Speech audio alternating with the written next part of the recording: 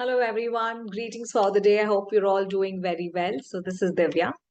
And today's session that I'm coming on recorded video is that a gentle reminder for tomorrow's session at 4 p.m. IST. Uh, it's related to the phonetic training that we're going to be handling with all of us. So, finding the thought of phonics itself is daunting, and sometimes we are wondering how can we support our child when it comes down to teaching or learning reading, right? And you're also not very sure like how it's being taught in school in the very first place. So, tomorrow I would be sharing some of the phonetic tips and will be advising all of you, highlighting some of the common phonic problems that our children would be experiencing in classroom. And we would also be giving you some of the effective strategies to overcome. Now, first of all, it's important and it's very crucial that we remember that phonics is all about decoding sounds. It is just one component of learning how to read, and the second thing is like once we know the process of reading, it's very easy to write. And this entire process of reading would rely upon four things. The first thing is on phonics itself, wherein the child would master every letter, they would recognize the sounds, and they would also be blending them together to form words. And that itself is phonics. Now, the child is aware about the sounds, the child is aware about the blending technique, and the child is good enough to form a word. What next? The second one is about sight words. Now, sight words are words wherein we cannot phonetically decode them, but we need to memorize. And we need to memorize why? Because they are high frequency words. Sometimes we also call it as tricky words.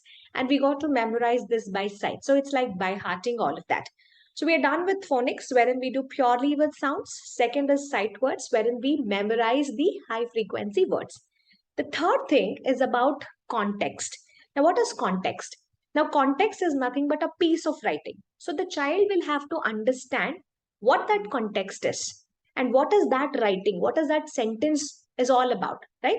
Now, when the child is reading a short story or when the child is reading a line or a phrase, the child will also have to understand it. So, understanding becomes very crucial in context. So, we will also see how to improvise on the contextual part. The last thing is about punctuation. Yes, so reading is just not reading it very in a very fast manner or something. Punctuations will also play a vital role. Now, in order to make sure the text whatever is there is making good sense, we need to help the child to pause or emphasize them to pause at the right place. Now, this would make the text sound a little better, right? So therefore, if your child is struggling with reading, it is worth considering which areas your child needs focus on. And if you address that particular area, the child will start to overcome that, right? Instead of just by hearting the letter sounds or just by hearting the letters in the words, it doesn't make any sense. If the child is not understanding what is written in that sentence, it makes no sense, right? So, this is how you need to be helping the children. In tomorrow's session, we're going to pinpoint on all these things. We're going to learn the 44 sounds, and we would also look at certain common issues like there are letters which look similar. What about the sounds? How do we write it and all of that? Okay, so that would be the first common area that we're going to be taking through. And sometimes children would skip some of the letter sounds in any of the word and they start guessing the letter sounds. And in case if your child is facing this issue, the session is definitely going to be there for you. And we also have encountered problems wherein, especially in our book number 6, now they are blending consonant and a consonant, which is a digraph, right? Book number 6 is totally on consonant blends. So, and again, at the same time, if we are blending a vowel and a vowel, right? It's a vowel team or a digraph. Now, these blends can actually be much more confusing for children. So, we're going to also be talking about that. And when your child is also learning the difference between decodable words and tricky words, there are certain exceptions, right? We will not be able to decode them to the phonetic sound. So we will also see how to encounter those tricky words also. And along with that, in case if we have good time, we would also work on how to reach to the closest spelling, right?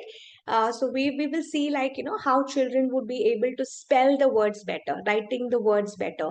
So can dictation improvise their writing? Can dictation help them to identify the middle or ending or the beginning sounds? So once this is all done, we'll start giving the differences between homophones or homonyms and homographs, and we will be able to see all of that. Okay, so this is for tomorrow. It's going to be a lot of exercise oriented fun activity. So please do come up with notes, write down a lot of it. It's going to be very, very relevant for you and for your child. And in case if your child is between like 3 years to 6 years, definitely this session is going to be helping. If you have any difficulty, always reach back to me or to my team member. We are going to help you to enhance your child's reading skill, and that's going to be the purpose of this session altogether. Okay, so see you all tomorrow at 4 p.m. IST. I'll wait for all of you. Thank you. Have a great evening. Bye bye.